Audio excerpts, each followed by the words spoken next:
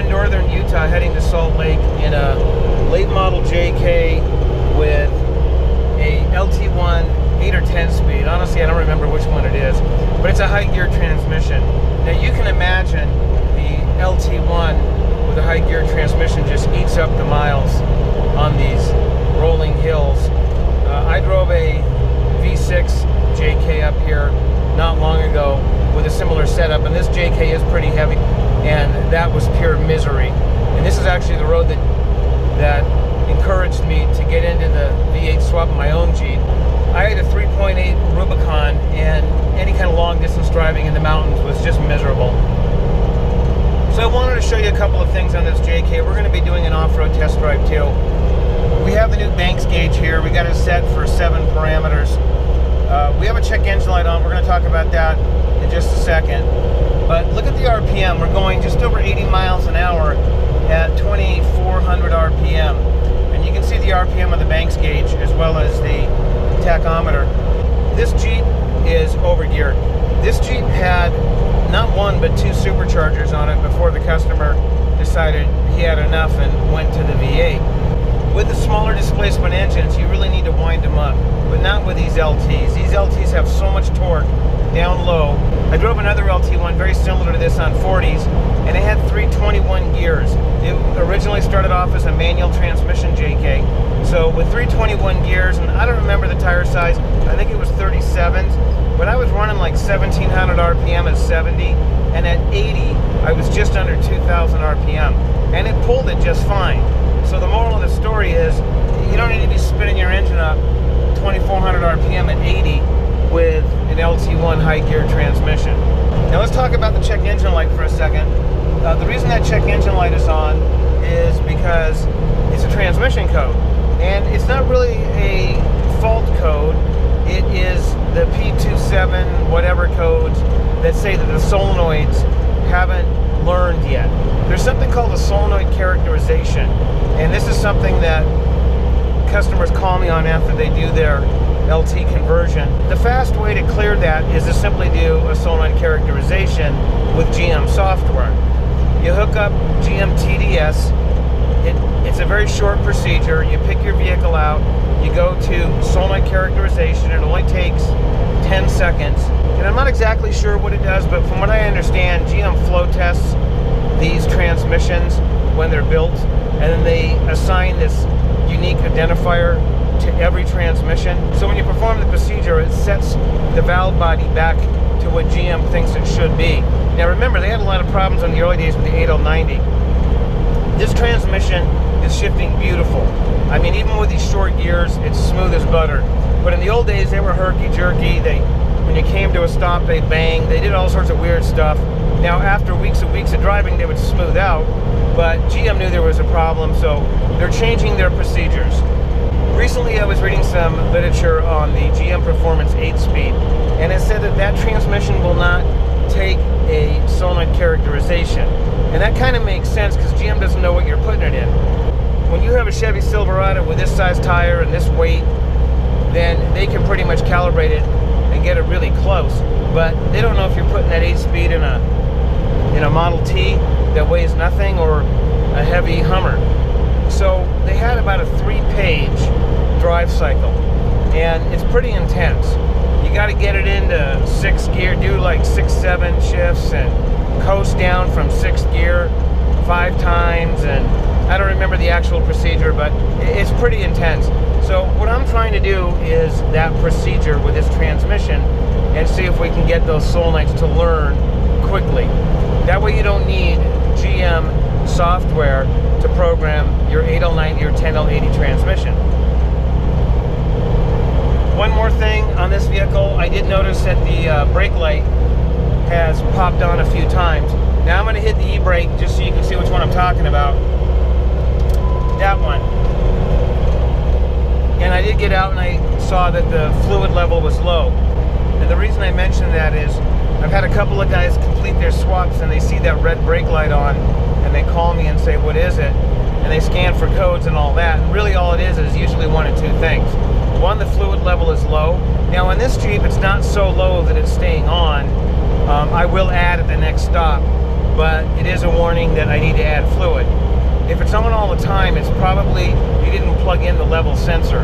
There's a 2-wire connector right at the master cylinder for the level sensor. The fluid level sensor kind of just slides into the master, and I've seen them slide out, and I've also seen them break. So keep an eye on that. So we're just going to keep going to Salt Lake. I wanted to mention one more thing, and that is fuel economy. Now, if you look at this, you can see the brake lights on now. I mentioned earlier that the brake fluid was low, so it kind of comes on and off depending if I'm going up or down a hill. Now, this Jeep isn't doing too bad. I'm not sure what gears are in this, but you can see we're spinning the RPMs up pretty good. So we're at 138 miles at just over half a tank. So that's not bad. This Jeep's probably going to get into the mid to high 200s on a tank. A lot of guys think, oh, I'm going to get 20 or 30 miles to the gallon with a V8. But the reality is, there is no free lunch. You're still pushing a 6,000 plus pound brick through the air at over 80 miles an hour. Plus, you got all sorts of drag. Don't forget, you're running it through a 4-wheel drive transfer case. And you're running it through a driveline, CV joints. So you got all this drag, and I'll add one more, and that is on most JKs, they don't have unlocking spindles. So that means every time I go around a turn, when I'm going 80 miles an hour, we're spinning up that transfer case. And again, just wasting energy. So the JK is not the most efficient vehicle. Most of the customers I talk to are getting 9, 10, 12, 13 with their V6. A couple of guys tell me, oh, I'm getting 19, but I take that with a grain of salt. You can pretty much count on getting into the mid-teens in a configuration like this, and obviously considerably better if your JK is lighter, more aerodynamic, not lifted as high, you don't have 40-inch tires and all that. I've got JKs that will push over 20 miles to the gallon, but not with this configuration. Something you might want to look at is your fuel trims. Now, my fuel trims here have been running plus or minus 5 or so. You'll see them bounce up a little, but they haven't hit 10, and that's fine. Temperatures are really dropping right now. We're in the 40s, and we're at high altitude. I think we're over 6,000 feet. So when we go back down in altitude and it warms up a bit, you're probably going to see those trims go closer to 0. These long-term fuel trims are very important, and I'm going to do a video on it. I don't really care about short-term trims. A lot of guys call me and say, oh, my short-term trims are this or that. I don't really care. What I really care about is what those long-term trims are, because they dictate a lot of how the operating system is working. With the O2 sensor switching and the MAF sensor, MAF, measuring incoming airflow, pretty much everything that happens in between can be read through those long-term fuel trims. So if you're running really lean or really rich or really erratic, like you're plus 20 and then minus 20, you might throw a PO 101, MAF irrationality. Those trims are the telltale. So we're going to do a whole video on that, just like I did a whole video on the O2 sensors. And I do suggest you guys go back and look at my video on the O2 sensors and closed loop versus open loop. I've had a few guys recently that I referred the video to, and they thought they could get better mileage by looking at whether they're running in closed or open loop, and they did. Because like I'm going up a slight hill here, but I'm also going 80 miles an hour, which is quite a bit of load with a Jeep like this, and I could go into performance enrichment and drop that air-fuel ratio to 12:1 and not know it unless I was monitoring that. And when you drop that air-fuel ratio that dramatically and drive 500 miles, your economy is going to be terrible. If I back off 1 or 2 miles per hour, I might see that go in a closed loop. It leans it out. We're back up over 14:1, and we get a lot better economy. So please go watch that video. I will do a video on the long-term fuel trims because they can really help you fine-tune your calibration. We're back to do the off-road portion of our testing on this late model JK with an LT1 8-speed. We just got back from Utah, and over 1,000 miles, we averaged between 14 and 16 miles to the gallon. That was doing about 80 miles an hour, and that's pretty good when you consider the weight of this Jeep, the drag of this Jeep. The LT1 is somewhat of a jack of all trades. The LT1 has the power of the 500 horsepower cammed engines from the last generation. That would include the Hemis and the LSs. but it also has the drivability of the stock 6.2 L94. I would even say it's milder than an LS3 because the LS3 does have a slight cam. So what you get is you get an engine that has the docile drivability of a stocker, but the power of a cam crate engine. Then when you combine that with these 8 and 10 speed transmissions, it really makes the LT1 and the other LTs shine. I get the question all the time, why would I want an LT1 versus a Hemi or a LS? Well, in my opinion, the LT1 is at the top of the food chain when it comes to the Wrangler engine conversion world. And here's why. It's a high-tech engine. It has direct injection. It has high compression. It utilizes modern technology to get the most out of a V8. With the continuous variable valve timing and the 8 and the 10 speed transmissions, you guys see how much of an improvement the JL is with the 8 speed and the 3.6 than the 3.8 JK with the 4 speed, or even the Pentastar with the 5 speed. It's just a dramatic improvement because of technology in that transmission. So you combine all that together, and what you end up getting is an engine that can perform right up there with the best of the older generation high performance engines, but with the drivability of a stocker. I remember driving up this road 3-4 years ago and talking about the LTs and were we going to like them or weren't we going to like them, and we were going to be careful about getting into them. And what I can tell you today is they are the trendsetters. They are the engine that everybody else has to try to beat. So let's just talk briefly about the LT1 and where I think GM is going. The LT1 was the replacement for the LS3. It's the standard performance engine in the Corvette and the Camaro. Now, of course, they have truck versions of it, like the L86. The L83 is the 5.3 version. The L84 is the DFM 5.3. The L87 is a DFM 6.2. And now we got the L8T, the 6.6 liter iron block LT for the heavy-duty trucks. That's basically the replacement for the L96. So GM is really big on V8 engines. I'm trying to look in the crystal ball right now and see what's coming down the road in a couple of years. We got a big push towards electric motored vehicles. Now, don't get me wrong, I think that's a great technology.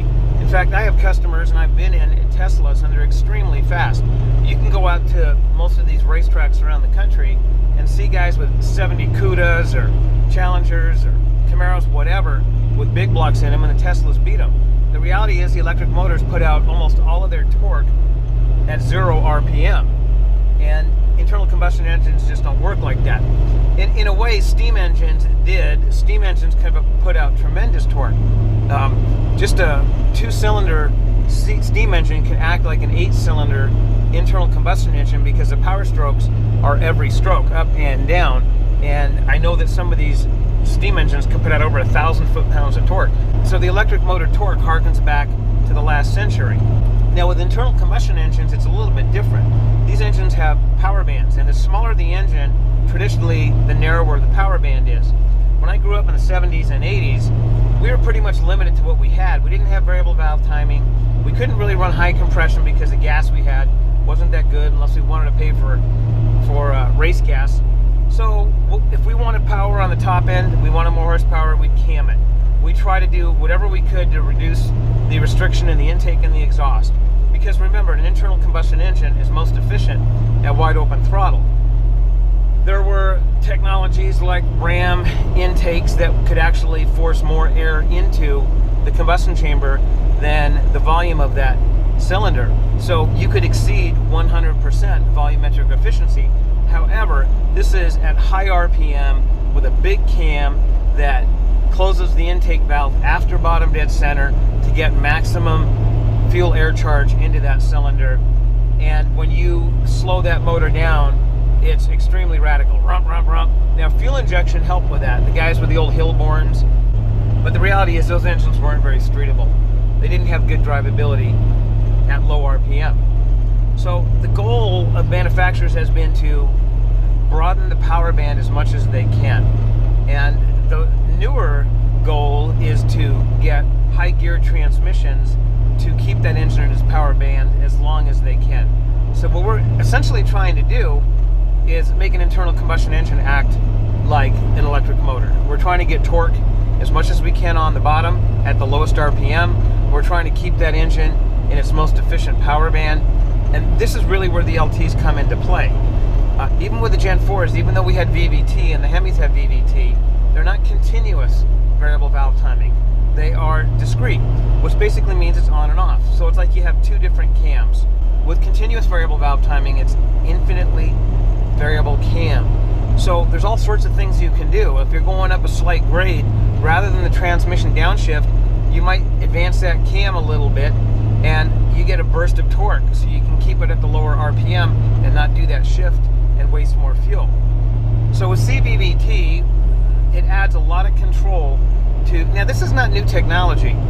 This has been around for a long time, but you got to remember that V8 engines, the American V8 engines, have really been low technology engines that produced horsepower by their size. We started off on the mid 200 cubic inch engines, the 265s, the 283, and then we just kept making them bigger and bigger and bigger to get more horsepower until by the 70s, we were building engines close to 500 cubic inches. Well, that just wasn't going to work in the modern world with emissions the way they are. So we had to make these engines more efficient. The Europeans, the Japanese, and others jumped on high technology engines a long time ago. You guys probably remember the old Honda VTEC motors, or Toyota had the variable valve timing motors in the 80s. They had the lean combustion engines. We also had lean crews in America, but they went to 4 valves, high efficiency combustion chambers, turbochargers, and small engines. Just pretty much everything we didn't do. Rather than just make engines larger to get horsepower, they made the engine more high tech. That's what the LT represents. Finally, the Americans took a V8, the good old pushrod V8, made it high tech. Now GM does have the new LT6, which is phenomenal. It's a 5-point-something liter 4-valve dual cam engine, and of course it's going to perform right up there with the best of the Europeans. Normally aspirated engine, 5-point-something liters, putting it over 600 horsepower. That's pretty impressive. But for the rest of us, we have a V8 that has pretty much been around since the mid-1950s, and we added technology to it. So the continuous variable valve timing is big, but what's just as big is the high compression. Because now having that high compression means we have the potential of putting out more power. If you got an engine that's 7-to-1, it's not hard to keep it from knocking. You could put a blower on it, of course, but an engine with that low of a compression is pretty much limited to its power output. If you look at the if you look at the LSs, most of those engines were in the 9-to-1 range. The high performance LS3 was about 10.7, and if you look at the high performance Hemis, they're in the high 10s, 10.7 to 10.9. The LT1 is 11.5-to-1 compression.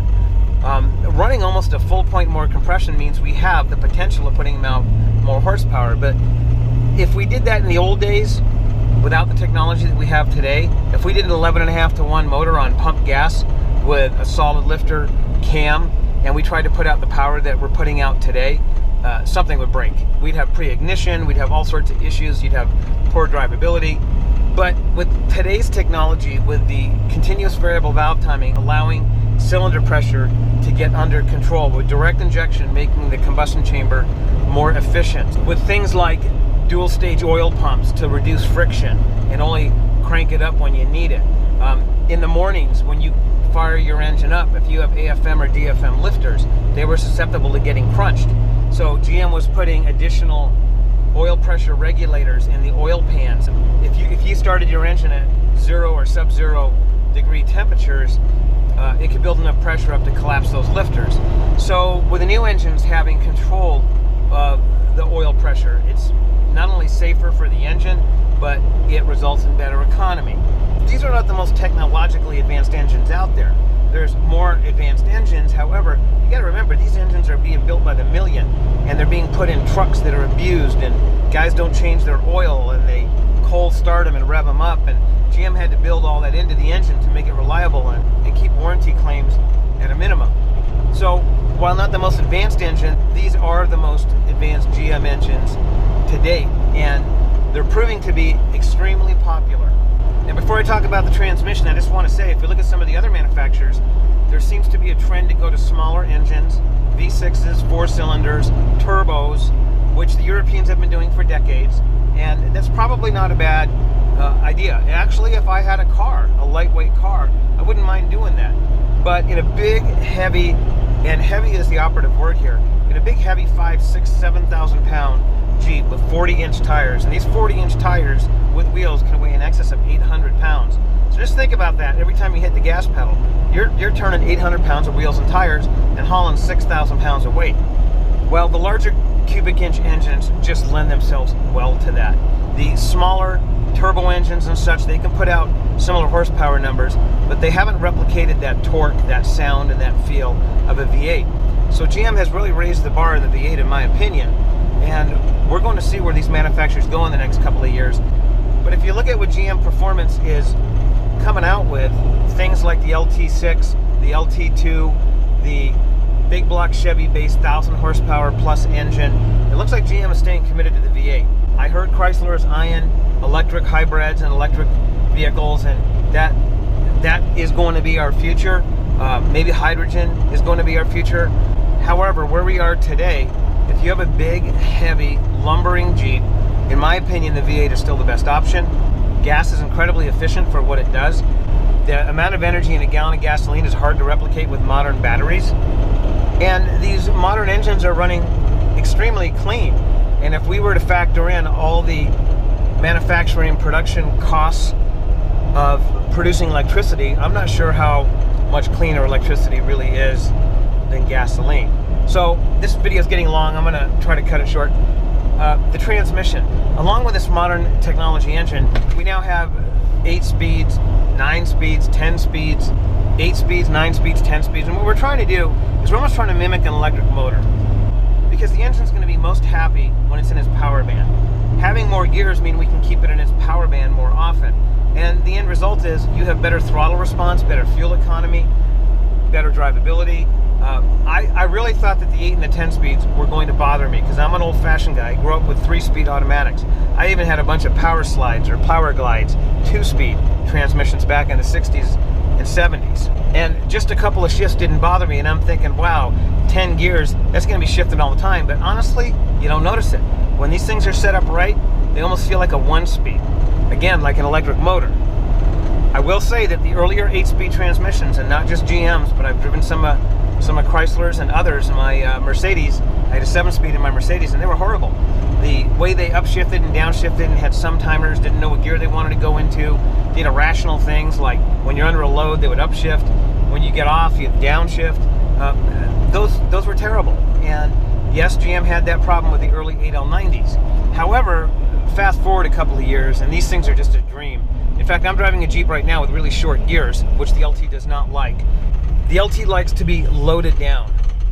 And if you load an LT down properly, you're going to get better economy, you're going to get quieter operation, you're going to get better drivability. It's just a better deal all around.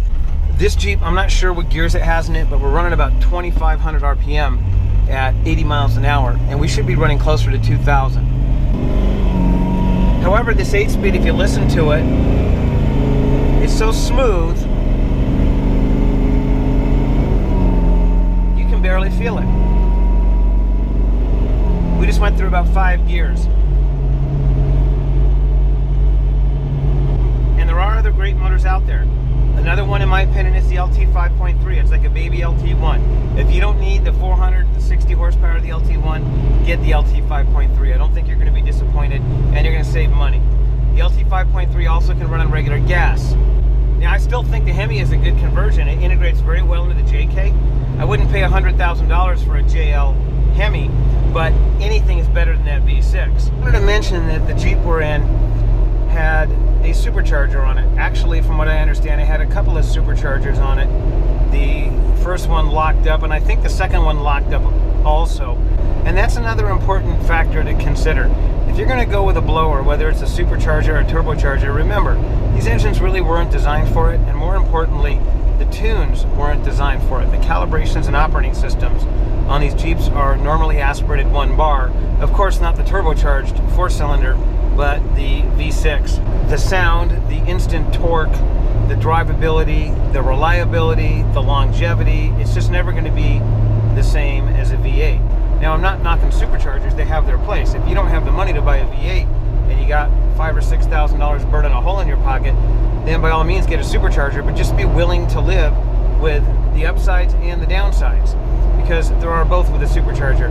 Really, the V8, in my opinion, is no compromise other than the cost.